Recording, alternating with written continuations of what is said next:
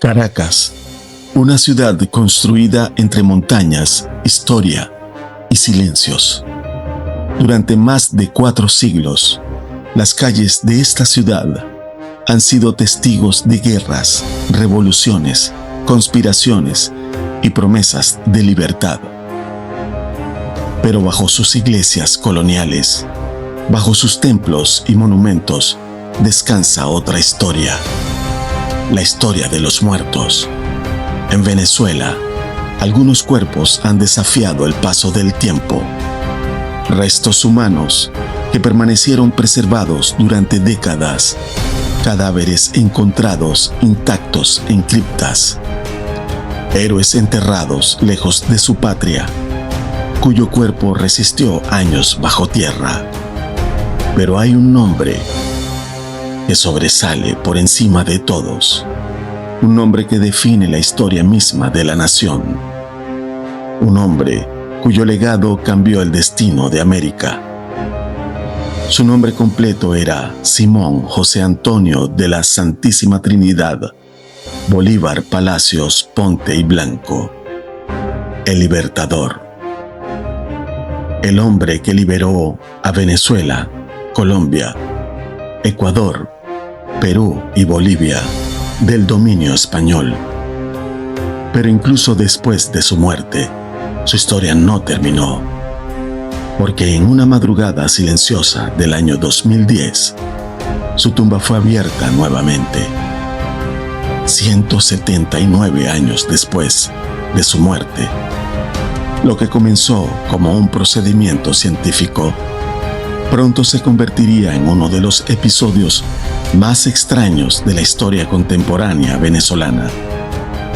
Una serie de coincidencias, muertes inesperadas, enfermedades y una narrativa que comenzó a circular entre la población. Una historia que algunos consideran simple superstición, pero que otros recuerdan con inquietud. La idea de que perturbar el descanso del Libertador tuvo consecuencias. Una historia conocida por algunos como la maldición de Simón Bolívar. Hola amigos del misterio, bienvenidos a Enigmas del Mundo, Verdades Ocultas. Hoy traemos un episodio muy interesante, mezcla historia y mezcla un poco de misterio en algunos sucesos relacionados a las historias que les traemos. Pero no me voy a extender mucho en el intro. Ya escucharon el intro que habla claramente sobre estos hechos que en Venezuela durante muchos años han pertenecido al folclore del misterio. Antes de comenzar, y como siempre les digo, regálenos su like, suscríbanse al canal, es muy importante para nosotros, para que nos ayuden en ese crecimiento que hemos venido sosteniendo gracias a ustedes. Y recuerden activar la campanita para que cada vez que publiquemos un nuevo episodio, ustedes estén allí de primero. Así que, sin más preámbulos, comenzamos. Para abrir tu mente sin igual. Los enigmas se revelan en la sombra nocturnal.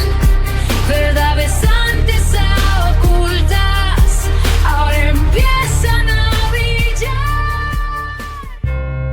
Vamos a irnos a la Caracas del 1567.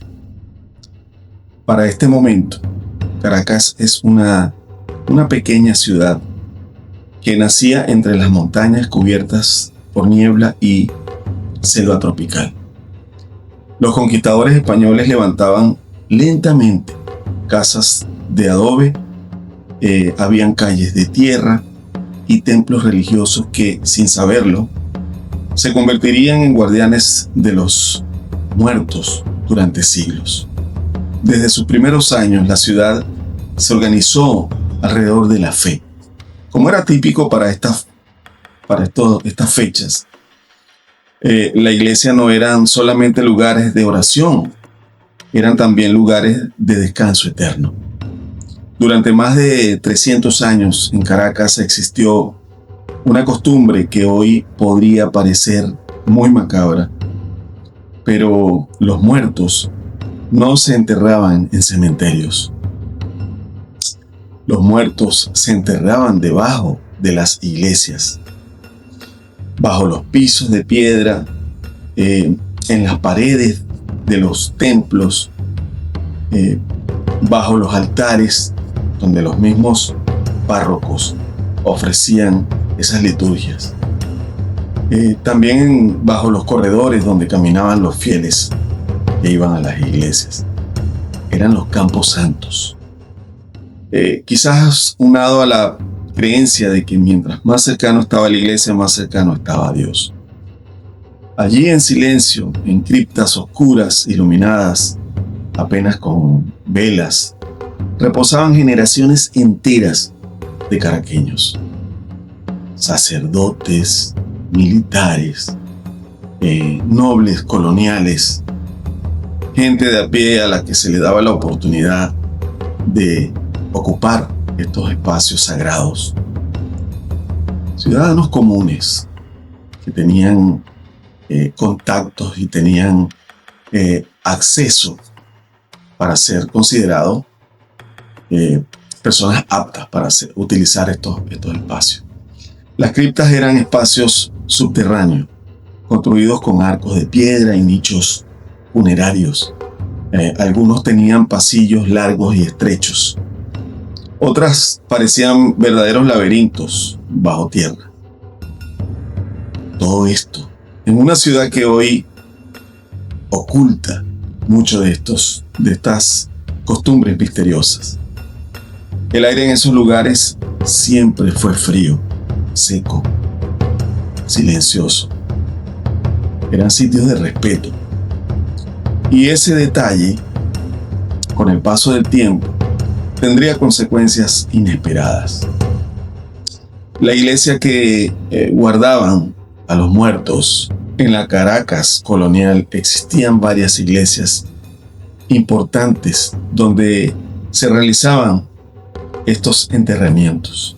Entre estas iglesias estaba la Catedral de Caracas, la iglesia de San Francisco, la iglesia de Altagracia, la iglesia de San Pablo, donde hoy se encuentra el Teatro Municipal.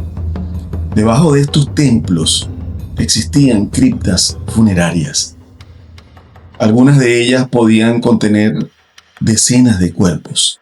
En aquella época, ser enterrado dentro de una iglesia era considerado un privilegio. Mientras más cerca del altar, más cerca del cielo, más cerca de Dios. Por eso las familias ricas pagaban sumas importantes para obtener un espacio bajo el suelo del templo. Pero los enterramientos dentro de las iglesias tenían un pequeño problema. Uno que tardaría décadas en notarse. Los cadáveres no siempre se descomponían como era esperado. Un fenómeno silencioso. Las criptas coloniales tenían características bien particulares. Las paredes eran de piedra. La circulación mínima de humedad por las condiciones de la construcción y el material que se utilizaba.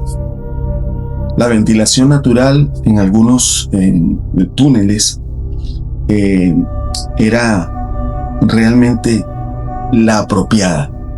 La temperatura relativamente estable.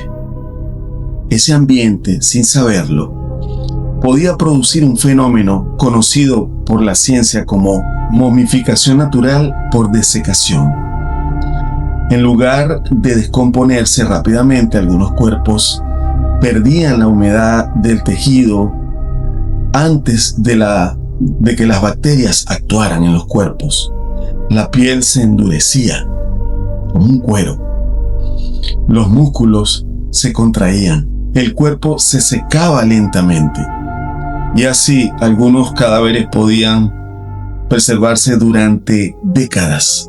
Bajo la ciudad, el 26 de marzo de 1812, Caracas es sacudida por uno de los terremotos más devastadores de su historia. Era Jueves Santo.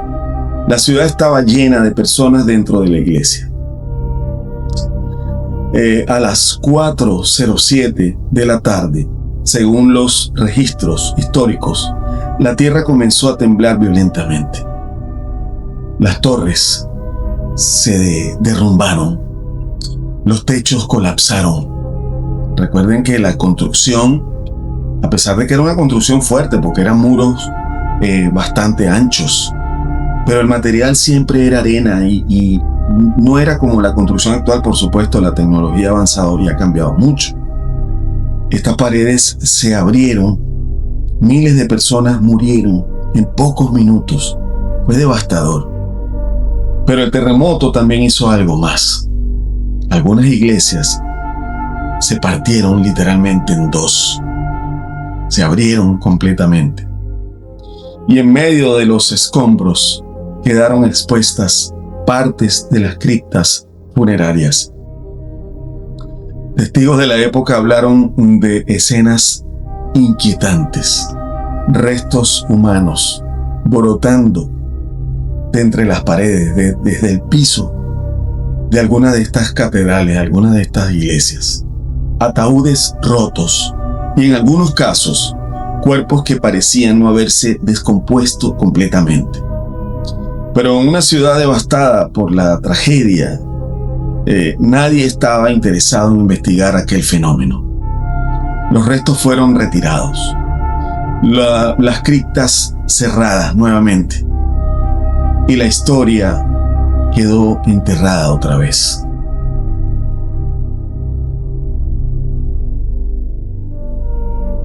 Por siglos, un silencio ocupó esta parte de la historia.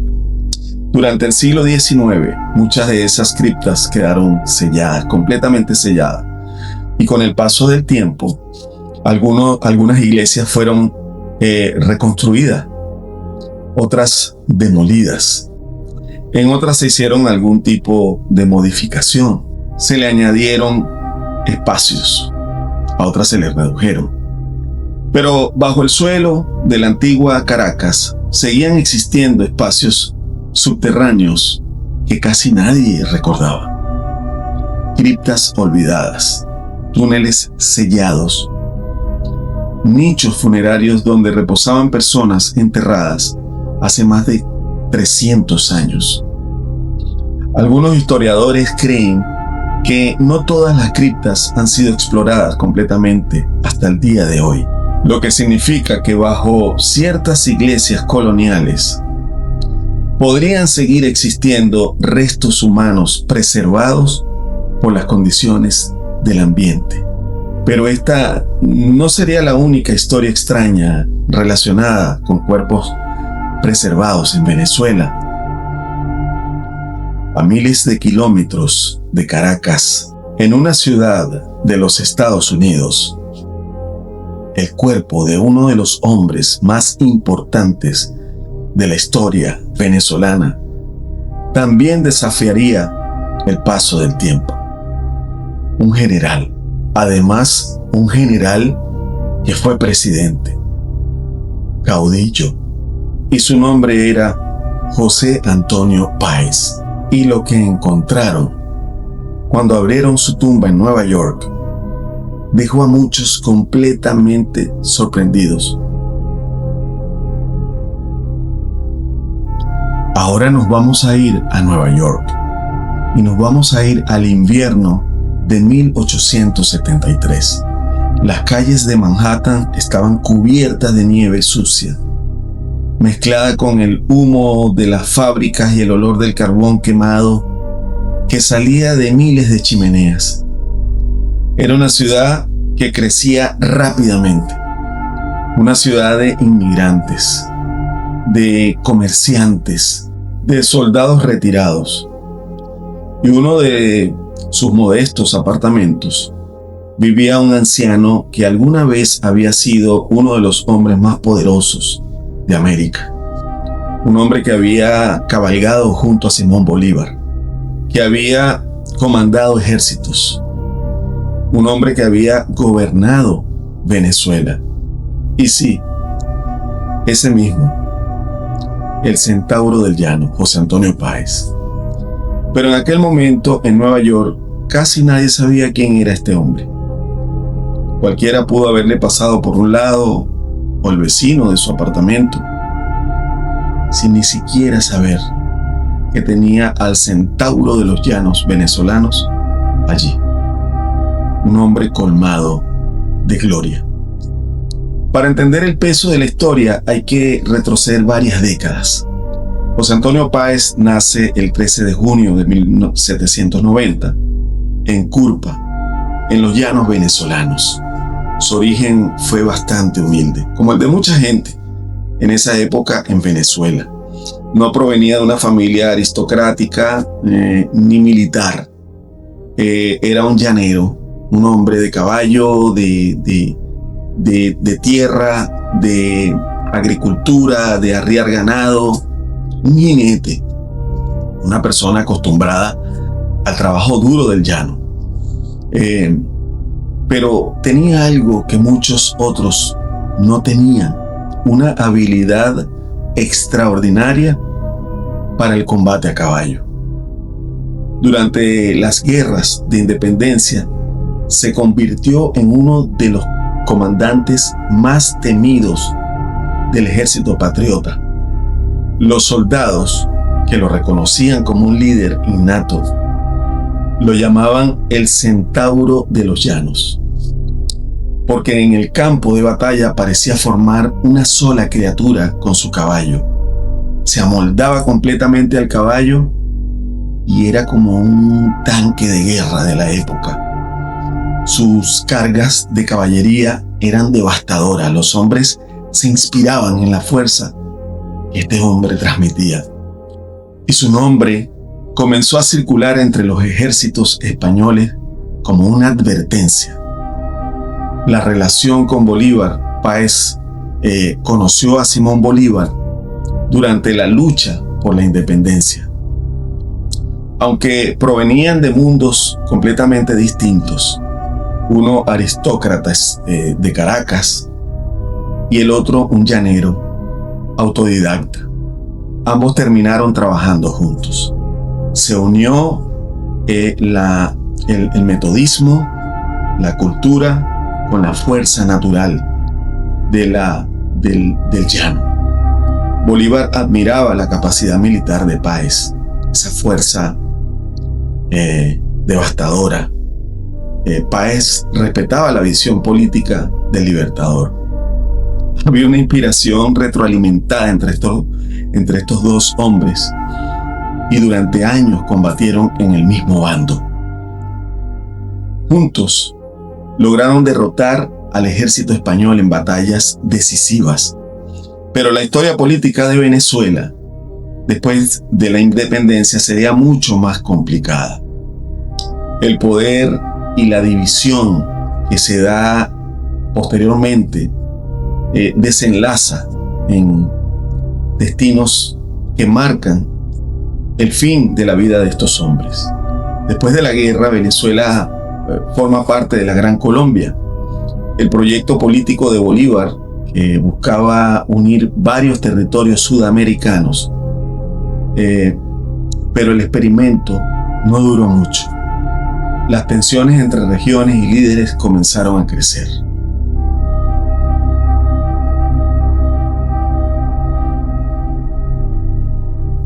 En 1830, la Gran Colombia se disuelve y Venezuela se convirtió nuevamente en una nación independiente. El primer presidente de esta nueva etapa fue José Antonio Páez, y este gobernó el país en varias ocasiones. Fue una figura dominante en la política venezolana durante décadas, pero el poder siempre trae enemigos. Y con el tiempo, los conflictos políticos se volvieron cada vez más y más intensos. Para mediados del siglo XVIII, Venezuela estaba sumida en conflictos internos constantes. Rebeliones, guerras civiles, disputas por pequeñas fracciones de tierra o grandes fracciones de tierra, cambios de gobierno, y Páez, ya anciano, volvió a participar en política en varias ocasiones. Pero su influencia ya no era la misma. Entonces, en 1863, después de la Guerra Federal, su poder desapareció prácticamente por completo. Y el viejo general tomó una decisión: abandonar Venezuela. Ya Venezuela no era un terreno que lo reconociera. Este hombre, el general Páez, decide ir al exilio. Páez partió hacia Estados Unidos.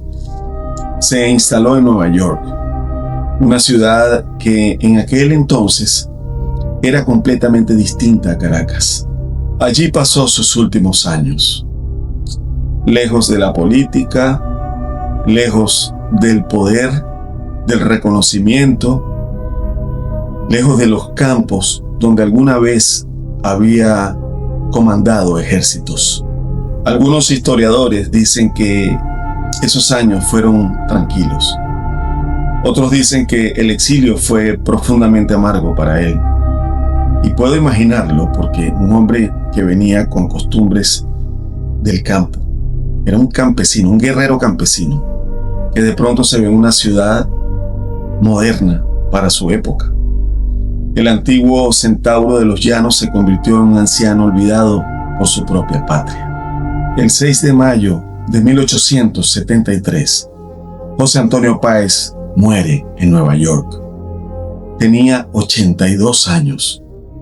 Su muerte pasó casi desapercibida fuera de ciertos círculos latinoamericanos y fue enterrado en el cementerio de Woodlawn, uno de los más importantes de la ciudad de Nueva York. Allí quedó su tumba, lejos, pero muy lejos de Venezuela, lejos de los llanos donde había ganado su fama. Y durante años nadie fue a buscarlo, nadie lo visitaba, nadie le llevaba flores. 15 años de silencio. Durante más de una década, el cuerpo de José Antonio Páez permaneció enterrado en Nueva York. Mientras tanto, en Venezuela, la política seguía cambiando. Nuevos gobiernos, nuevas generaciones, nuevas guerras y nuevas interpretaciones de la historia. Con el tiempo, el país comenzó a reconsiderar el lugar de Páez, el lugar que ocupaba Páez en su pasado. Y finalmente se tomó una decisión. El viejo general debía regresar a su patria. Quizás su alma hacía un pedido silencioso a cada uno de los gobernantes que posteriormente asumieron el control en Venezuela. Pero para hacerlo, había que abrir su tumba. Entonces vino la exhumación en 1888. Las autoridades venezolanas organizaron el traslado de los restos del general. Cuando el sepulcro fue abierto para preparar el viaje a Venezuela, los presentes se encontraron con algo totalmente inesperado. El cuerpo del antiguo presidente no estaba completamente descompuesto. Según los relatos de la época, los rasgos del rostro todavía eran distinguibles. La piel, por supuesto, se había endurecido. El cuerpo estaba deshidratado, pero notablemente conservado. Habían pasado 15 años. 15 años. Y sin embargo, el cadáver parecía haber resistido el paso del tiempo. Probablemente se trataba de un caso de momificación natural. ¿Se acuerdan la historia de las momias de Vencemo, del cual les publiqué yo un short? Bueno, esto pudo haber sido causado por las condiciones del ataúd y del suelo del cementerio. Pero para muchos en aquel momento el hallazgo fue completamente sorprendente. Era como si el viejo centauro de los llanos hubiera esperado pacientemente bajo la tierra extranjera hasta que Venezuela volviera a reclamarlo. Ese mismo año, los restos de Páez fueron trasladados a Caracas. Finalmente fueron colocados en el Panteón Nacional, junto a otras figuras históricas de la independencia. Allí reposan hasta el día de hoy. Pero su historia no sería la única relacionada con cuerpos preservados en la historia venezolana, porque pocos años antes, otro cuerpo habría iniciado un viaje mucho más largo. Un viaje que comenzaría en Santa Marta y terminaría en el corazón de Caracas. El cuerpo de un hombre cuya figura todavía divide opiniones. Un hombre cuyo nombre se convirtió en mito. Un hombre cuya tumba sería abierta nuevamente, más de 170 años después de su muerte. Ese hombre era nada más y nada menos que el libertador, Simón Bolívar. Vámonos a Santa Marta, en Colombia, y vamos a ubicarnos en diciembre de 1830. El aire del Caribe era cálido y húmedo, muy distinto al clima de las montañas venezolanas, donde había pasado gran parte de su vida. En una habitación de la Quinta San Pedro Alejandrino, una hacienda rodeada de árboles y cañaverales, yacía enfermo el hombre que había cambiado el destino de medio continente. Su cuerpo estaba debilitado. Los pulmones le ardían. La tos era constante. Y cada respiración parecía exigir un esfuerzo mayor que el anterior. Ese hombre era Simón Bolívar, nuestro libertador. El último viaje del libertador. En los meses previos a su muerte, Bolívar había visto derrumbarse casi todo aquello por lo que había luchado. La Gran Colombia, el proyecto político que había imaginado como una unión de repúblicas libres, estaba desmoronándose. Todo aquello se había venido abajo. Y él era testigo. Las divisiones internas, las rivalidades regionales y las luchas por el poder habían convertido el sueño de unidad en una cadena de conflictos. Bolívar renunció a la presidencia. Agotado, enfermo y políticamente aislado, tomó la decisión de abandonar el continente. Su intención era viajar a Europa, comenzar una nueva vida lejos de la política, quizás pensando que ya había hecho todo lo que él había podido hacer, pero su cuerpo ya no tenía la fuerza para hacerlo. Estaba completamente agotado. Durante el viaje hacia la costa del Caribe, su salud empeoró rápidamente y finalmente terminó alojándose en la Quinta San Pedro Alejandrino, en Santa Marta. Allí, rodeado por unos pocos amigos y oficiales fieles, pasó sus últimos días. La madrugada del 17 de diciembre de 1830, a la 1 de la tarde aproximadamente, según los registros, el libertador exhaló su último aliento. Tenía 47 años.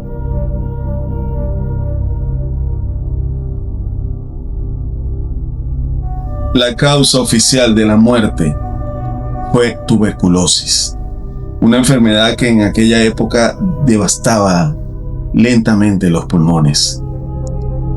Pero desde ese mismo momento comenzaron a seguir rumores. Algunos creían que Bolívar había sido envenenado. Otros afirmaban que su deterioro había sido demasiado rápido para una enfermedad natural. Y aunque esas sospechas nunca pudieron demostrarse, la duda permanecería flotando en la historia durante casi 2 siglos. Tras su muerte, el cuerpo de Bolívar fue preparado para el entierro. El cadáver fue embalsamado de manera rudimentaria, una práctica relativamente común en el siglo XVIII, para retrasar la descomposición del cuerpo. Luego fue colocado en un ataúd y trasladado a la Catedral de Santa Marta. Allí, bajo las bóvedas coloniales del templo, el Libertador fue enterrado. Pero su descanso no sería permanente, porque en Venezuela, su patria, muchos creían que el héroe debía regresar. Pasaron 12 años. Durante ese tiempo, el cuerpo de Bolívar permaneció en Santa Marta. Mientras tanto, en Venezuela, la figura del Libertador comenzaba a transformarse, de líder político controversial a símbolo nacional. En 1842, el gobierno venezolano decidió finalmente repatriar sus restos. Se organizó una expedición para trasladar el cuerpo desde Colombia hasta Caracas. Pero, para hacerlo, era necesario abrir la tumba. Entonces, en 1842, se produce la exhumación. Cuando el sepulcro fue abierto en la Catedral de Santa Marta, los testigos observaron algo que llamó la atención. El cuerpo estaba notablemente preservado para el tiempo transcurrido. No estaba intacto, por supuesto, pero el embalsamamiento rudimentario y las condiciones del ataúd habían ayudado a preservar partes de los restos. Algunos relatos, inclusive, indican que todavía podía distinguirse parte de la vestimenta funeraria. El cuerpo estaba completo y el cráneo conservaba su estructura. Los restos fueron cuidadosamente colocados en una nueva urna fúnebre y comenzó el viaje de regreso a Venezuela. El traslado de los restos de Bolívar se convirtió en un evento nacional. Esto recorrió cada rincón del país. Cuando la urna llegó a Caracas, miles de personas salieron a las calles. El Libertador regresaba a su patria 12 años después de su muerte. Durante un tiempo, los restos fueron colocados en la Catedral de Caracas. Pero el culto a Bolívar continuaría creciendo. Y en décadas después ocurriría algo que cambiaría para siempre la relación entre el país y la figura del Libertador. La creación de un lugar especial para los héroes de la nación, un lugar donde Bolívar ocuparía el centro absoluto, y ese lugar sería y es conocido como el Panteón Nacional. El nacimiento del santuario. En 1876, el presidente venezolano Antonio Guzmán Blanco ordena transformar la antigua iglesia de la Santísima Trinidad en un monumento dedicado a los héroes de la patria. Ese edificio se convertiría en el Panteón Nacional, un espacio destinado a honrar a las figuras más importantes de la historia venezolana. Pero dentro de ese recinto había un personaje que ocuparía un lugar especial, que era el Libertador Simón Bolívar. Sus restos fueron trasladados al Panteón, colocados en un sarcófago solemne, y desde ese momento el Libertador dejó de ser solamente un personaje histórico, se convirtió en un símbolo nacional, un mito, en una leyenda. Tanto él como todo lo que lo rodeaba, toda esa historia que rodeó a este gran hombre, un hombre cuyo nombre sería invocado por generaciones de políticos, militares y ciudadanos. Pero nadie imaginaba que más de 170 años después de su muerte, su tumba volvería a abrirse y que ese acto desencadenaría una de las historias más extrañas y controversiales de la Venezuela contemporánea.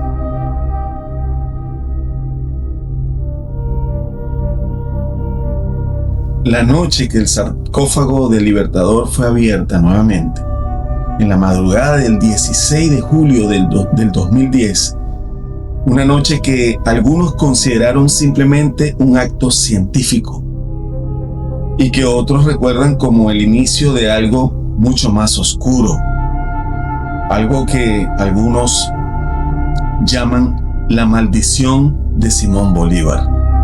Ahora vámonos a Caracas a finales del siglo XIX.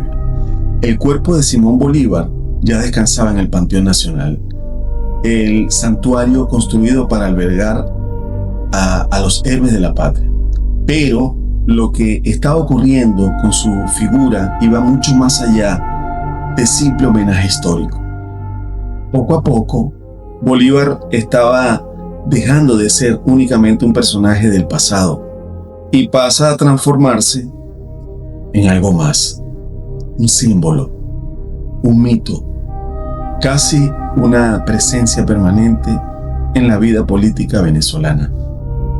Desde finales de este siglo comenzó a desarrollarse lo que muchos historiadores llaman el culto bolivariano.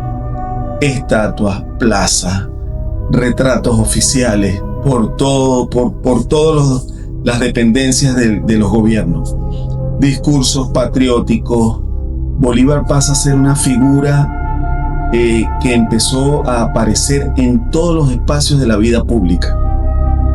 En cada cambio de gobierno se comienza a reinterpretar su legado. Cada gobierno tenía una interpretación diferente. Cada líder político reclamaba su herencia. Bolívar se convirtió en una especie de símbolo universal de legitimidad. Invocar su nombre era invocar la historia misma de Venezuela. Pero esa apropiación del mito bolivariano alcanzaría un nuevo nivel durante el siglo XXI.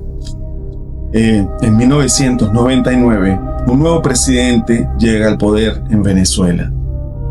Un militar que hablaba constantemente de revolución. Dios mío. Y ya ustedes se imaginan de quién yo estoy hablando. Un líder que mencionaba a Bolívar en casi todos sus discursos. Hugo Rafael Chávez Frías. Desde el inicio de su gobierno, Chávez planteó una idea central. Venezuela debía retomar el camino histórico que Bolívar había iniciado. Por eso, el nuevo proyecto político fue bautizado como la Revolución Bolivariana. El nombre no era casual, para nada. Bolívar se convirtió en el símbolo o el eje simbólico del nuevo gobierno. Su imagen aparecía en banderas, discursos, monumentos, ceremonia, en donde se pudiera meter el nombre del Libertador, pues lo franquiciaron. Pero con el paso del tiempo, Chávez comenzó a desarrollar una idea más profunda. Una idea que implicaba revisar incluso la muerte del Libertador. Una sospecha histórica. Durante décadas, los historiadores habían aceptado que Bolívar murió de tuberculosis. Sin embargo, Chávez planteó públicamente una duda. ¿Y si Bolívar no murió de enfermedad? ¿Y si había sido asesinado? La hipótesis no era completamente nueva. Ya tenía tiempo sobre la mesa. Algunos investigadores habían sugerido que Bolívar pudo haber sido envenenado por enemigos políticos, pero nunca se había realizado un estudio científico moderno sobre sus restos. Y Chávez decidió que era el momento de hacerlo. En 2010, el gobierno venezolano toma una decisión histórica. El sarcófago de Simón Bolívar sería abierto. El objetivo oficial era analizar los restos con tecnología moderna, confirmar científicamente su identidad, investigar si existían rastros de envenenamiento, y el proceso sería realizado por un equipo médico forense, antropólogos, especialistas en ADN, científicos internacionales. Pero el acto también tenía un peso simbólico enorme. Inclusive llegó a correr el rumor de que había en esto un tema de hechicería o algo así. Porque abrir la tumba del Libertador significaba interrumpir el descanso de un personaje casi sagrado para la nación. Yo particularmente pienso que fue un acto muy osado, muy respetuoso. Preparativos en el Panteón Nacional. La operación fue organizada con extremo secreto, justamente porque se sabía que se estaba faltando a algo que se consideraba sagrado por todo un país. Durante semanas se preparó el equipo científico, se instalaron cámaras, se planificó la logística y finalmente se fijó la fecha. La madrugada del 16 de julio de 2010, a esa hora, el Panteón Nacional fue cerrado al público. Las luces del edificio histórico permanecían encendidas. Dentro, un grupo reducido de personas se preparaba para realizar uno de los procedimientos más extraordinarios de la historia venezolana. El sarcófago de Simón Bolívar sería abierto por primera vez en más de un siglo. Pero nadie imaginaba que aquel evento terminaría alimentando una de las narrativas más extrañas de la historia política moderna del país. Porque lo que ocurrió después desató una cadena de interpretaciones, coincidencias y tragedia que muchos terminarían asociando con algo que parecía sacado de una leyenda antigua. La idea de que perturbar el descanso del Libertador había desencadenado una fuerza inesperada.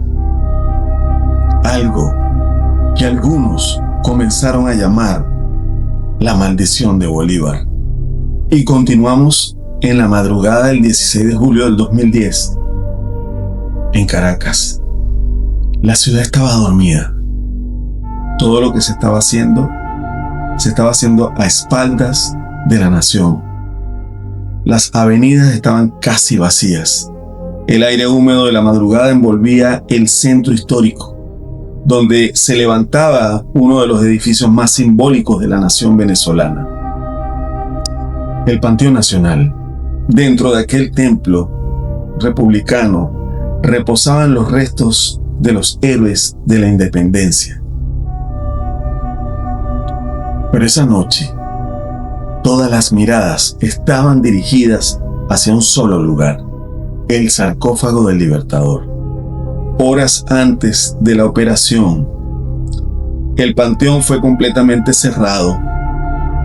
Guardias militares custodiaban las entradas. La prensa no tenía acceso.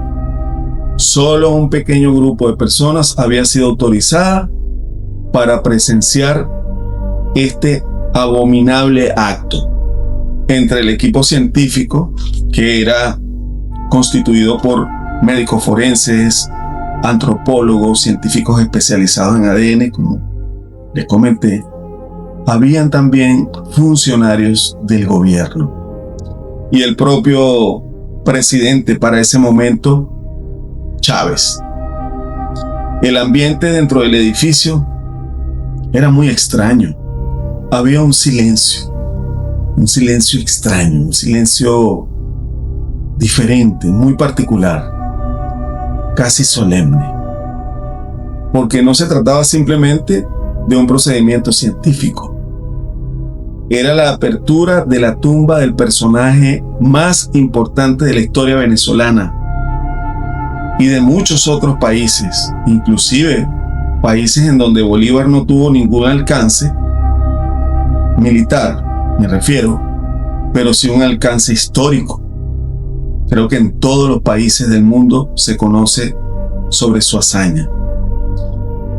Este sarcófago estaba situado en el centro del panteón, un monumento oscuro, pesado, construido para resistir el paso del tiempo.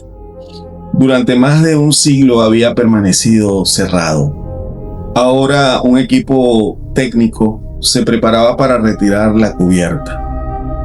Luces intensas iluminaban el área.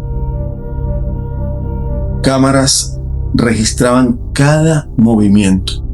El objetivo era documentar todo el proceso. Pero también existía una sensación difícil de describir. Una mezcla de respeto y tensión. Finalmente, llega el momento. Los técnicos encargados comienzan a retirar la tapa del sarcófago. El proceso fue bastante lento, muy cuidadoso, ya que, además del respeto que se debió tener, primeramente no abriendo el sarcófago, pero fueron muy cuidadosos en el procedimiento. El metal y la piedra crujieron lentamente al separarse después de tantos años. Y cuando la cubierta fue levantada, apareció el interior de la tumba. Dentro se encontraba la urna funeraria que contenía los restos del Libertador. Los científicos se acercaron, cautelosos, hasta con cierto temor. Usaban guantes y herramientas especiales. Con esto comenzaron el proceso de examen. Los huesos estaban cuidadosamente acomodados. El cráneo, el torso, las extremidades. A pesar del paso de casi 180 años, el esqueleto estaba sorprendentemente completo. Era el cuerpo del hombre que había liberado medio continente y era un momento sumamente extraño. Durante la exhumación ocurrió algo que más tarde generaría controversia. El propio Hugo Chávez comentó públicamente que cuando se abrió el sarcófago, el ambiente dentro del panteón se sintió diferente. En palabras del propio Chávez, allí había una energía, había una presencia. Algunos de los presentes recordaron que la atmósfera se volvió más solemne, más silenciosa, como si el acto tuviera un peso simbólico, difícil de ignorar. Para los científicos era simplemente un procedimiento. Esta gente no están conectadas con toda la carga histórica que representa para un venezolano. Son personas que están ceñidas a la ciencia. Simplemente así lo ven. Pero para muchos venezolanos, como les comento, abrir la tumba del Libertador era algo que rozaba lo sagrado. Para mí lo fue. Fue una falta de respeto total. Durante varias horas los especialistas realizaron estudios detallados. Se tomaron muestras de huesos para análisis de ADN. Se fotografió cada pieza del esqueleto. Se realizaron escaneos digitales y el objetivo era reconstruir científicamente el rostro de Bolívar y buscar en los restos algunos rastros de envenenamiento. Posteriormente, utilizando tecnología forense moderna, para el 2010, se creó una reconstrucción facial digital del Libertador, una imagen que fue presentada públicamente meses después.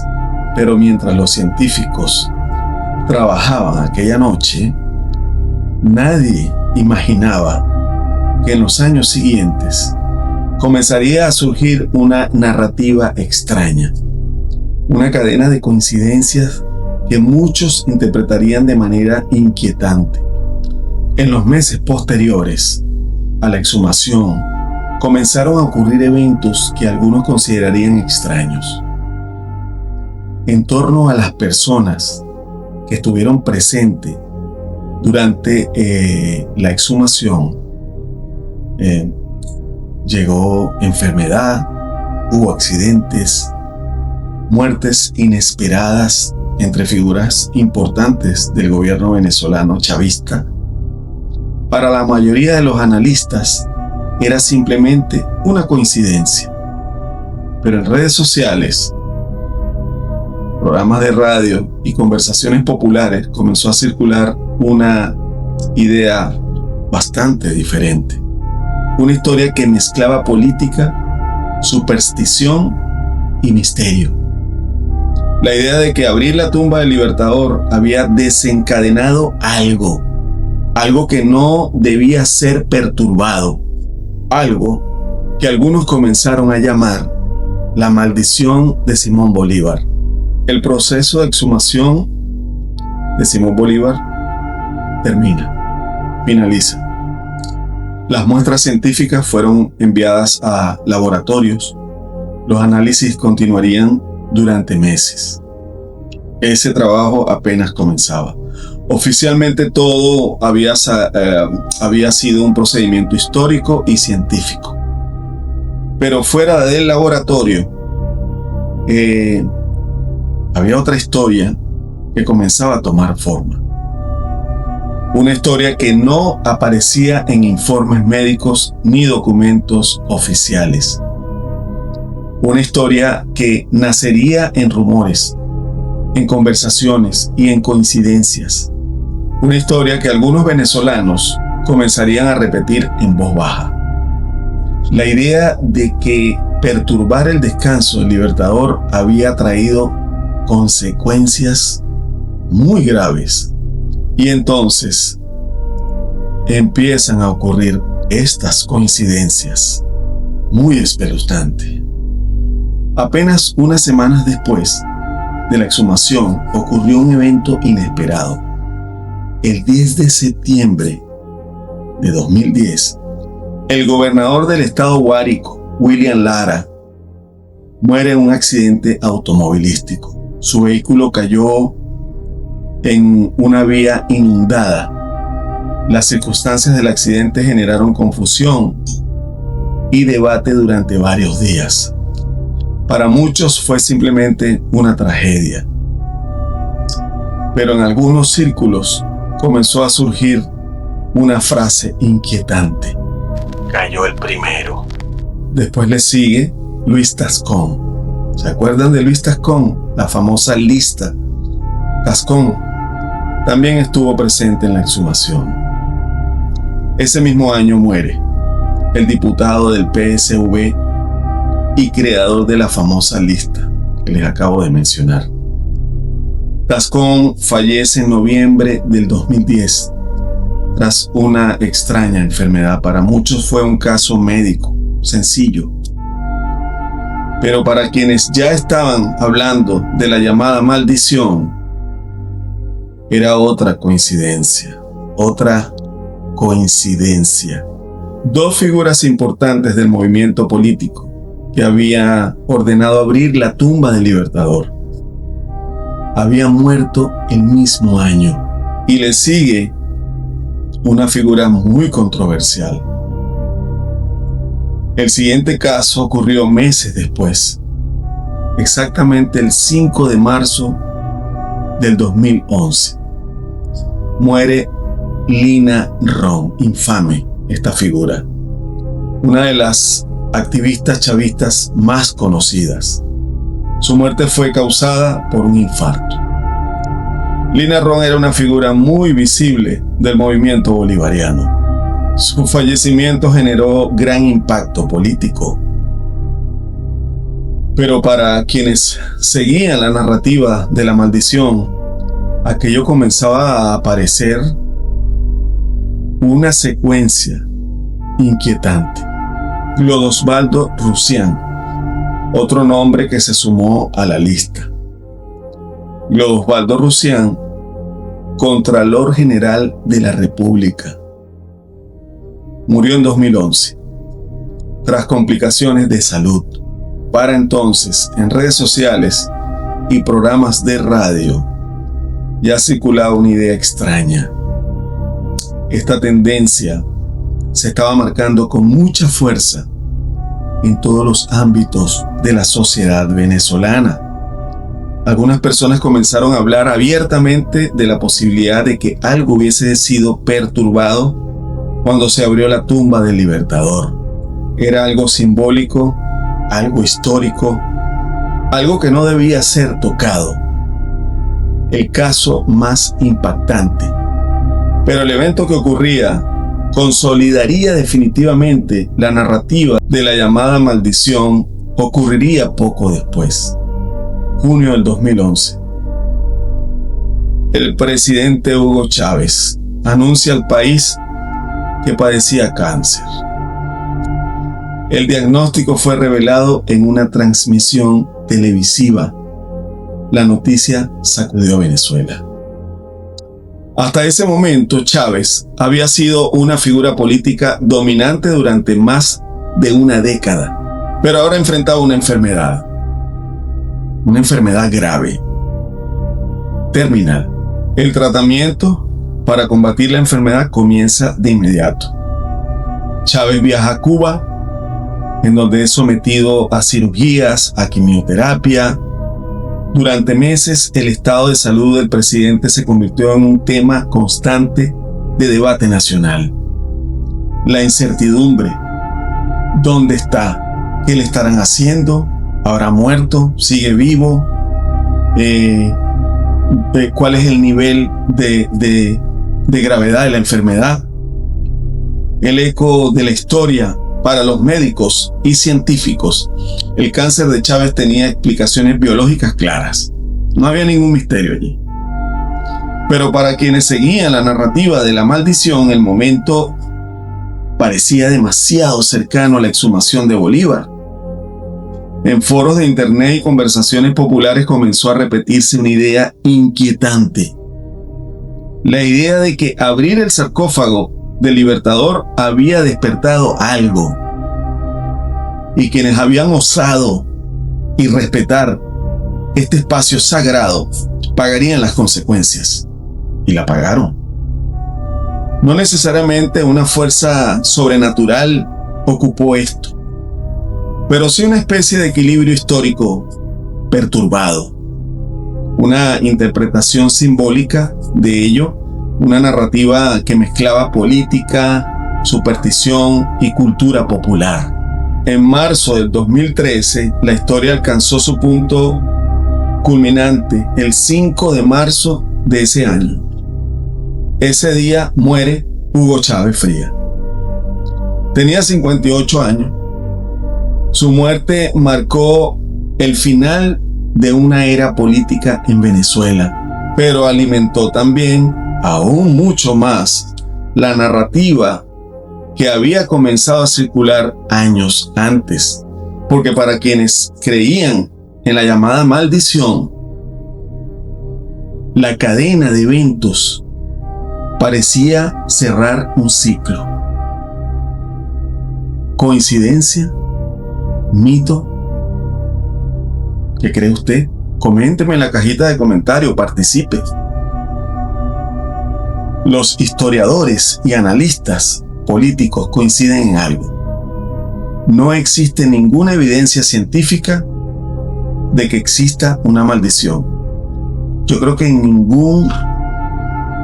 ninguna narrativa, de ningún hecho que involucre eventos históricos con un suceso misterioso, la ciencia tiene algún tipo de cabida. Hay cosas que no se pueden explicar sencillamente. Las muertes, las enfermedades tienen explicaciones médicas y circunstanciales. Pero la historia de la exhumación del Libertador ocurrió en un país donde la figura del Libertador tiene un peso simbólico enorme. un personaje que para muchos trasciende la historia. Por eso, cada evento relacionado con su tumba tiende a adquirir un significado especial, un significado simbólico, críptico, misterioso. Hoy el sarcófago de Simón Bolívar permanece nuevamente sellado en el Panteón Nacional. Ahora nadie se atreve a tocarlo. Miles de visitantes pasan frente a él cada año. La mayoría lo ve como un monumento histórico, pero algunos recuerdan aquella madrugada de 2010, la noche en que la tumba fue abierta, y los eventos que ocurrieron después, para algunos fue solo historia. Simplemente un lugar en la historia de Venezuela, el 2010, cuando se profanó la tumba del Libertador. Para otros, es el inicio de una leyenda moderna. La leyenda de la maldición de Simón Bolívar.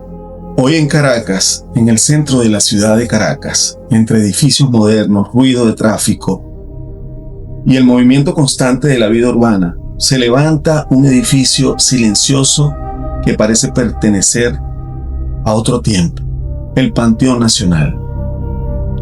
Sus puertas se abren cada día para visitantes, estudiantes, turistas, que llegan a contemplar uno de los lugares más simbólicos de Venezuela. Dentro, bajo una luz tenue que atraviesa los vitrales, reposan los restos de los héroes de la independencia de nuestro país. Pero hay una tumba que domina el recinto, una tumba que ocupa el lugar central de ese espacio sagrado, el sarcófago del libertador Simón Bolívar. El peso de un nombre, Bolívar, no es solo un personaje histórico. Para millones de personas es un símbolo, un mito, una figura que representa la lucha por la libertad, la independencia y la identidad latinoamericana, así como hoy por hoy lo está representando nuestra presidenta legítima María Corina Machado. Durante casi 2 siglos, su imagen ha sido utilizada por gobiernos, partidos políticos, movimientos sociales y líderes de todas las tendencias. Cada generación ha reinterpretado su legado. Cada época ha construido su propia versión del Libertador. Pero hay algo que nunca ha cambiado: el profundo respeto, admiración y devoción que muchos venezolanos sienten por su figura. Por eso, cuando su tumba fue abierta en 2010, el acto tuvo un significado que iba mucho más allá de la ciencia. El poder de los símbolos en muchas culturas, perturbar el descanso de los muertos es considerado un acto delicado, especialmente cuando se trata de figuras históricas o espirituales. Y esto no tiene que ver necesariamente con razones sobrenaturales, sino por el peso simbólico que esa figura representa para una sociedad. Bolívar no era solo un cadáver histórico, era un símbolo nacional, un mito fundador. Abrir su tumba significaba de alguna manera tocar la raíz misma de la historia venezolana. La narrativa de la maldición, con el paso del tiempo, la historia de la exhumación en 2010 comenzó a mezclarse con los eventos políticos y personales que ocurrieron después. Estas muertes inesperadas, estas enfermedades en personas claves que participaron de alguna manera en la exhumación de estos restos sagrados. Cambios en el rumbo del país. Para algunos observadores, todo fue simplemente una serie de coincidencias. ¿Pero qué coincidencias? Para otros, esas coincidencias parecían demasiado cercanas en el tiempo. Y así nació una narrativa popular.